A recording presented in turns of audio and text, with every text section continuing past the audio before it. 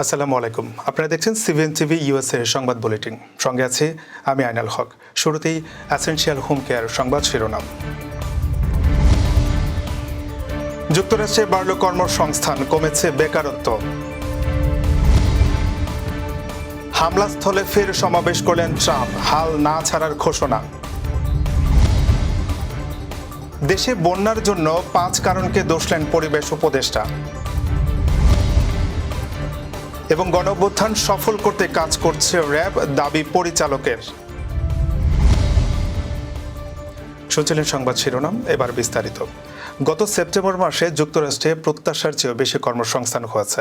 গত মাসে দেশটিতে 2,54,000 নতুন নিয়োগ হয়েছে। আগের মাস অগাস্টে নিয়োগ হয়েছিল 1,59,000। প্রত্যাশার চেয়ে বেশি কর্মসংস্থান হয় সেপ্টেম্বরে, টানা দ্বিতীয় মাসের মতো বেকারত্ব কমেছে।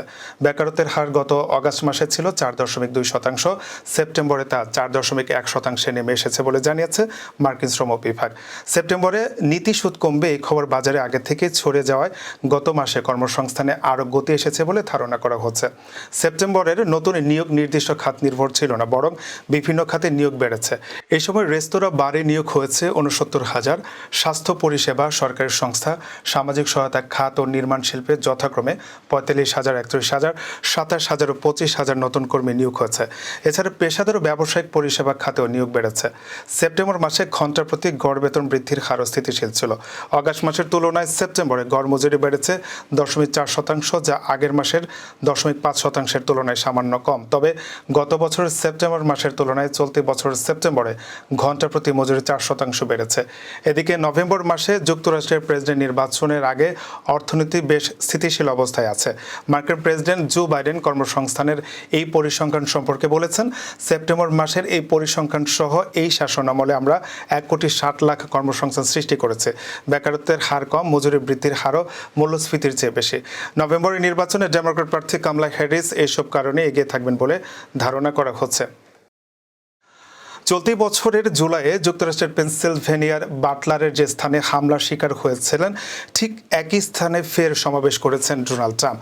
শনিবার সেই স্থানে এক নির্বাচনী সমাবেশে ট্রাম্প হাল না ছাড়ার ঘোষণাও দেন। ট্রাম্প বলেন, ঠিক 12 সপ্তাহ আগে এমনই এক সন্ধ্যায় এই জায়গাতেই একজন ঠান্ডা মাথার খনি আমাকে থামিয়ে দিতে চেয়েছিল, কিন্তু আমি কখনো হাল ছাড়ব না, ভেঙে পড়ব না। এ সময় উপস্থিত সমর্থকেরা লড়াই লড়াই লড়াই স্লোগান দেন। তবে নিরাপত্তার স্বার্থে এদিন ট্রাম্প 1010 সমর্থকের সামনে বুলেট প্রুফ কাচের আড়াল থেকে ভাষণ দেন।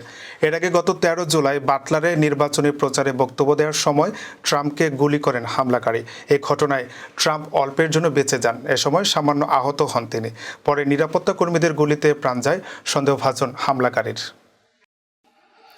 দেশে বন্যা হওয়ার জন্য 5টি কারণ চিহ্নিত করেছেন পরিবেশ, বন ও জলবায়ু পরিবর্তন এবং পানি সম্পদ মন্ত্রণালয়ের উপদেষ্টা সৈয়দা রিজওয়ানা হাসান। তিনি বলেন, প্রাথমিকভাবে অতিবৃষ্টি, আগাম সতর্কতা না দিয়ে উজান থেকে পানি ছেড়ে দেওয়া, খালবিল ভরাট, জলবায়ু পরিবর্তন এবং একই সঙ্গে দেশের বিভিন্ন স্থানের বাঁধগুলো নির্মাণের পর থেকে দীর্ঘ সময় ধরে মেরামত না করা বন্যার ক্ষেত্রে বড় ভূমিকা পালন করেছে। এবার রাজধানীর মহাখালীর ব্রেক সেন্টারে মানুষের জন্য ফাউন্ডেশনের উদ্যোগে আয়োজিত কপ নেটওয়ার্ক কনভেনশন 2024-এর বোধন শেষে সাংবাদিকদের এইসব কথা বলেন তিনি। উপদেষ্টা বলেন, যদি দীর্ঘস্থায়ী বিষয়ে কথা বলেন, জলবায়ু পরিবর্তনের প্রকোপ এবং উজানের দেশগুলোর সঙ্গে বন্যা, প্রাকৃতিক বিপর্যয় অথবা জলোচ্ছ্বাস সংক্রান্ত অভিন্ন জলরাশি বিষয় সহ অনেকগুলো গুরুত্বপূর্ণ বিষয় আমরা এখন পর্যন্ত কিন্তু সমঝোতায় পৌঁছাতে পারিনি। ফলে জলবায়ু পরিবর্তনের প্রভাবে যা হওয়ার তা তো হবেই। সেক্ষেত্রে আমাদের নিজেদের প্রস্তুত করতে হবে, যেটা আমাদের জন্য খুব চ্যালেঞ্জ, কারণ আমাদের অতটা রিসোর্স অথবা টেকনিক্যাল জ্ঞান নেই। সে কারণে আমরা আন্তর্জাতিক পরিমণ্ডলে লস অ্যান্ড ড্যামেজ সহ অন্যান্য ফান্ডে বাংলাদেশের মতো রাষ্ট্রকে পর্যাপ্ত পরিমাণ আর্থিক সহায়তা দেওয়ার জন্য দাবি জানিয়ে আসছি। ছাত্র জনতার গণঅভ্যুত্থানের পর পুলিশসহ অন্যান্য বাহিনীর অনেক সদস্য পালিয়ে গেলেও র্যাপিড অ্যাকশন ব্যাটালিয়নের কেউ পালিয়ে যায়নি বলে জানিয়েছেন র্যাবের আইন ও গণমাধ্যম শাখার পরিচালক লেফটেন্যান্ট কর্নেল মোহাম্মদ মুনিম ফেরদৌস। ছাত্র জনতার গণঅভ্যুত্থান সফল করতে র্যাব কাজ করছে বলেও দাবি করেন তিনি। রোববার রাজধানীর কাবরান বাজারে র্যাবের মিডিয়া সেন্টারে আয়োজিত এক ব্রিফিংয়ে সাংবাদিকদের প্রশ্নের জবাবে তিনি এই কথা জানান। মনিব ফেরদৌস বলেন, আমাদের র্যাবের কোনো সদস্য পালিয়ে যায়নি। অন্যান্য বাহিনীতে কর্মবিরতি হলেও র্যাবের কোনো সদস্য কর্মবিরতিতে যায়নি। র্যাবে 8টি বাহিনী থেকে সদস্য আসে।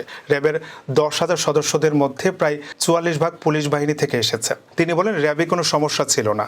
ছাত্র জনতার উপর র্যাব কখনোই মরণাস্ত্রের গুলি ব্যবহার করেনি। আমরা ছাত্র জনতার আন্দোলনের সঙ্গে ছিলাম এবং অভ্যুত্থান সফল করতে কাজ করে যাচ্ছি। এবার কর্ণফুলী ইনকাম ট্যাক্স সংবাদ শিরোনাম। কুইন্সে ব্যুরো ডেমোক্রেটিক দলের ডিস্ট্রিক্ট লিডার হলেন দিলীপ নাথ। এবং গণঅভ্যুত্থানোত্তর বাংলাদেশের অবিস্মরণীয় নবজাগরণের নাগরিক অভিষেক। আবারও স্বাগত সিবিএন টিভি ইউএসএ সংবাদ বুলেটিনে। যুক্তরাষ্ট্রের নিউ ইয়র্ক রাজ্যের কুইন্স ব্যুরো ডেমোক্রেটিক দলের ডিস্ট্রিক্ট লিডার হয়েছেন বাংলাদেশি আমেরিকান দিলীপ নাথ। গত 25 জুন অনুষ্ঠিত দলীয় প্রার্থী বাছাই নির্বাচনে বিজয়ী হওয়ার পর সোমবার 30 সেপ্টেম্বর ডিস্ট্রিক্ট লিডার হিসেবে অভিষিক্ত হলেন তিনি। কুইন্সের ডেমোক্রেটিক দলের চেয়ারম্যানের দায়িত্বে আছেন কংগ্রেসম্যান গ্রেগরি মিক্স।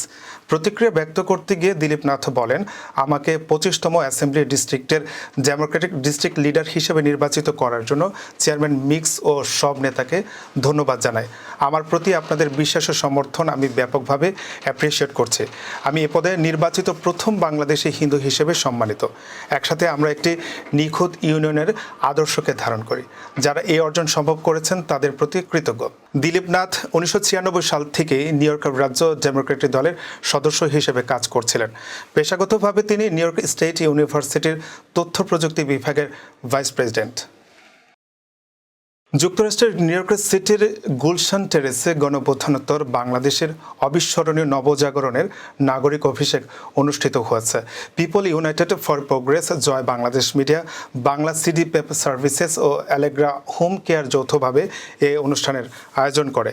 জয় বাংলাদেশ মিডিয়ার সমন্বয়ক আদিত্য শাহিনের উপস্থাপনায় অনুষ্ঠানে বক্তব্য দেন সামিট অব দ্য ফিউচার নির্বাহী পরিচালক AHM বজলুর রহমান, বৈষম্য বিরোধী ছাত্র আন্দোলন নিউ ইয়র্কের সমন্বয়ক ফাহাদ হোসেন, আব্দুল কাদের, জেভিটিভির সাংবাদিক মুশফিকুর রহমান, আওয়াজ বিডির প্রধান সম্পাদক শাহ আহমেদ, রাজনীতিবিদ আহমেদ শরীফ, পরিচয়ের সম্পাদক নাজমুল আহসান, সাপ্তাহিক বাংলাদেশের সম্পাদক ওয়াজেদ এ খান, প্রবাসের সম্পাদক মোহাম্মদ সাইদ, জন্মভূমির সম্পাদক রতন তালুকদার, NY কাগজের সম্পাদক মনোয়ারুল ইসলাম, প্রবাসী চিকিৎসক আক্তার হাসান, সাউথ এশিয়ান টাইমসের সম্পাদক দীপক কুমার আচার্য।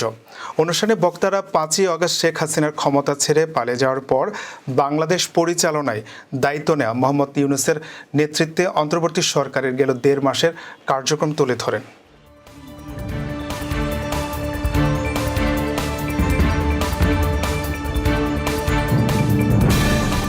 প্রতিদিনের উল্লেখযোগ্য ঘটনা কালক্রমে রূপ নেয় ইতিহাসে। চলুন এক নজরে দেখে নেওয়া যাক আজকের দিনে ঘটে যাওয়া উল্লেখযোগ্য কিছু ঘটনা।